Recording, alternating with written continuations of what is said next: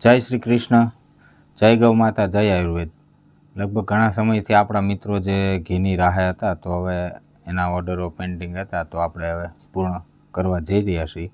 અને નવા મિત્રોના પણ આપણે જે ઓર્ડર આવશે તો હવે એ લેવાનું શરૂ કર્યું છે।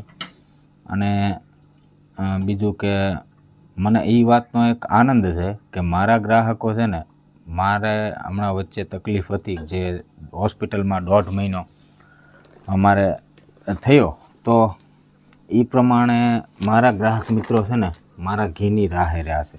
બાકી તમે વિચાર કરો, આજે દુનિયામાં અઢળક ઘીઓ વેચાતા હોય છે, કોઈને એક દિવસ ખમવાનો ટાઈમ નથી કે આપણે કહીએ કે ભાઈ 2 દિવસ 5 દિવસ 8 દિવસ વાર લાગશે એમ, તો ગ્રાહકો બીજેથી પણ લઈ લેતા હોય છે। પરંતુ મારા ગ્રાહકો એવા છે કે મહિનોથી વાટે રહે કે કાંઈ વાંધો નહીં આહિરભાઈ, અમે મેનેજ કરી લઈશું, તમે તારે જ્યારે અનુકૂળતા થાય ત્યારે તમે ઘી આપજો એમ।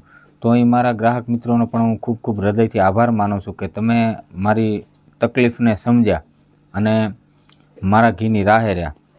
બાકી ઘી તો આજ દુનિયામાં ધૂમ વેચાણ થતું હોય છે અને આપણે કોઈના ઘીનું કાંઈ કશું કહેતા નથી, પોતપોતાની રીતે સૌને અનુકૂળ થાય એ ભાવમાં વેચતા હોય છે ને એવી ક્વોલિટીઓમાં વેચતા હોય છે। આમાં વેચવાવાળા છે ને ખાવાવાળા છે।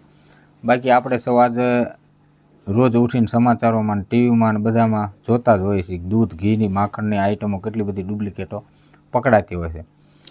તો ઘણીવાર મિત્રો કહેતા હોય આયુર્વેદ તમારું ઘી ખાવામાં લાઇનમાં બહુ ઊભું રહેવું પડે ભાઈ, પણ અમે એટલે સાથી ઠોકીને કહીએ છીએ કે અમારે સાચું ખવડાવવું છે અને સાચું આપવું છે, તો તમારે થોડો ટાઈમ તો ભાઈ વેઇટિંગ કરવું પડશે એમ।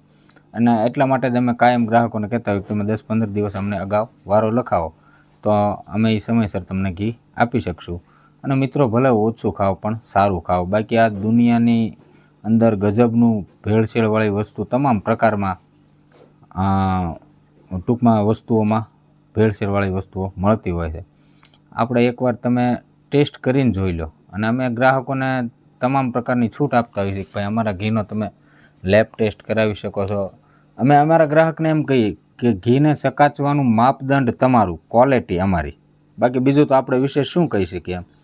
તો મિત્રો ખૂબ સારું ખાઓ, તંદુરસ્ત રહો અને થોડું આપણે ઓછી કિંમતના લોભમાં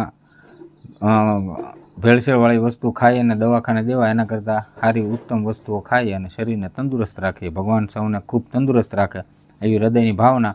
જય શ્રી કૃષ્ણ, જય